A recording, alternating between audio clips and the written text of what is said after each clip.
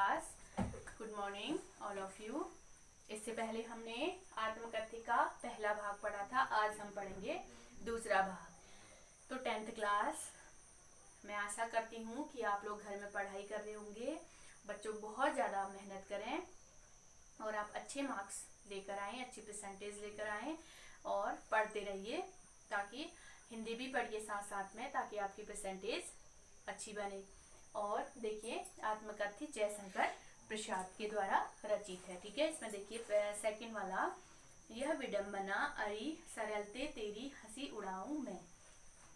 विडंबना का अर्थ क्या होता है? दुर्भाग्य। सरलते होता है सरल मन वाले। अब यहाँ पर कवि कहते हैं कि यह तो दुर्भाग्य की बात होगी कि मैं सरलते तेरी हंसी उड़ाऊं मैं, यानी सरल हृदय वाले, अच्छे हृदय वाले, सहृदय वाले व्यक्ति की मैं हंसी उड़ाऊं। ये तो मेरा क्या होगा? दुर्भाग्य होगा कि मैं एक अच्छे व्यक्ति की हंसी उड़ाऊं। भूले अपनी या प्रवंचना औरों की दिखलाऊं मैं। प्रवंचना क्या होता है? धोखा।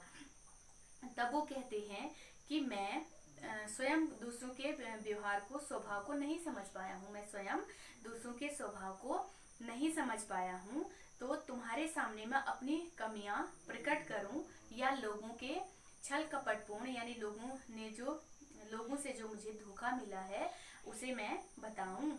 क्या तुम्हें उसे मैं बताऊं? उज्जवल गाथा कैसे गाऊं? उज्जवल क्या होता है? सुख भरी कहानी। यानी मैं उन मधुर चांदनी रातों की उज्जवल कहानी कैसे गाऊं?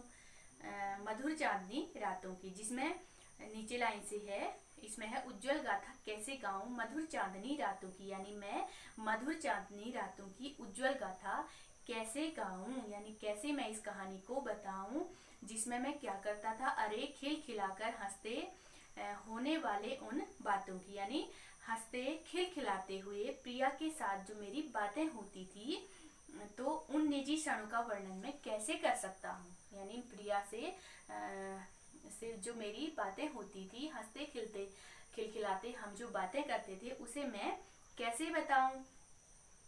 मिला कहाँ वह सुख जिसका मैं स्वप्न देखकर जाग गया।